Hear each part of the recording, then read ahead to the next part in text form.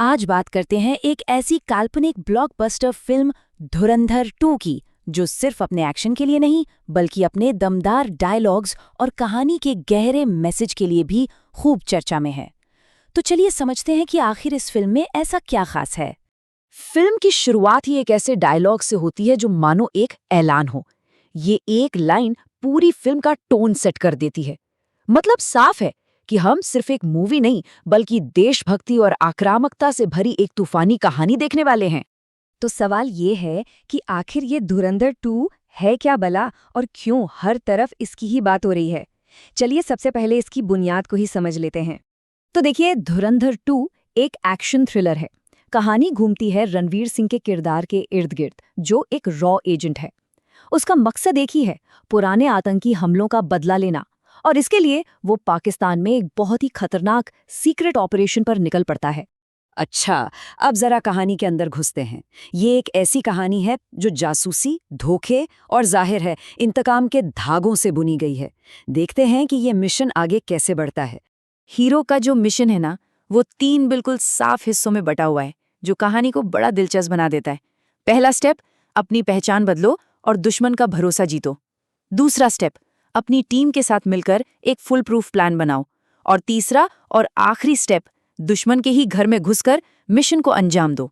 ये स्ट्रक्चर कहानी को एक जबरदस्त पकड़ देता है। देखिए, किसी भी फिल्म की जान उसकी कहानी होती है ना? पर धुरंधर 2 की असली ताकत, इसका असली दम, वो इसके डायलॉग्स में है। ये वो शब्द हैं जो कहानी को सच में आवाज देते हैं। अब ये डायलॉग सुनिए। ये सिर्फ एक्शन से कहीं आगे की बात करता है। ये फिल्म के इमोशनल पहलू को सामने लाता है। ये बताता है कि बदला सिर्फ मारधाड़ नहीं है, इसके पीछे गहरा दर्द और जबरदस्त हिम्मत छिपी होती है। ये डायलॉग हीरो के मिशन को एक वजन देता है। और सिर्फ यही नहीं, पूरी फिल्म ऐसे छोटे छोटे लेकिन जबरदस्त असरदार डायलॉग से भरी पड़ी है। हर एक डायलॉग में एक अलग ही आत्मविश्वास और आक्रामकता झलकती है। ये डायलॉग्स न सिर्फ फिल्म के टोन को और मजबूत करते हैं, बल्कि देखने वालों पर भी एक गहरा असर छोड़ जाते हैं। एक्शन और भारी भरकम डायलॉग्स के इस शोर के बीच फिल्म का एक दिल भी है, एक इमोशनल दिल। अब बात करते हैं हीरो के उस अंदरूनी संघर्ष की, जो उसे अंदर ही अंदर तोड़ रहा है। और यहीं पर हीरो का सबसे बड़ा कॉन्फ्लिक्ट, सबसे बड़ी कश्मकश सामने आती है। एक तरफ उसका परिवार और दूसरी तरफ देश के लिए उसका फर्ज। एक पल वो कहता है फैमिली फर्स्ट, तो अगले ही पल देश के लिए लड़ना उसका धर्म बन जाता है।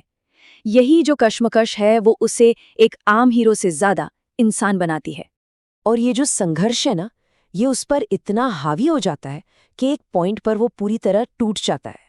ये डायलॉग उसकी थकान और उसकी बेबसी को दिखाता है। ये हमें याद दिलाता है कि हीरो भी आखिर में एक इंसानी है, और इस फर्ज की लड़ाई में उसे बहुत बड़ी कीमत चुकानी पड़ती है। तो इन सब चीजों को अगर एक साथ जोड़कर देखें तो फिल्म का फाइनल मैसेज क्या निकलता है। चलिए इस पूरे एनालिसिस के आखिरी पड़ाव पर चलते हैं।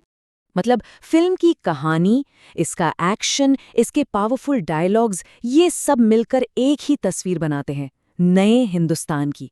एक ऐसा भारत जो पावरफुल है, जो अपनी बात रखता है और जरूरत पड़ने पर दुश्मन के खिलाफ कड़े कदम उठाने से बिल्कुल नहीं हिचकिचाता। और देखिए, हम घूम फिरकर वापस उसी डायलॉग पर आ गए जहां से हमने ये पूरी बात शुरू की थी।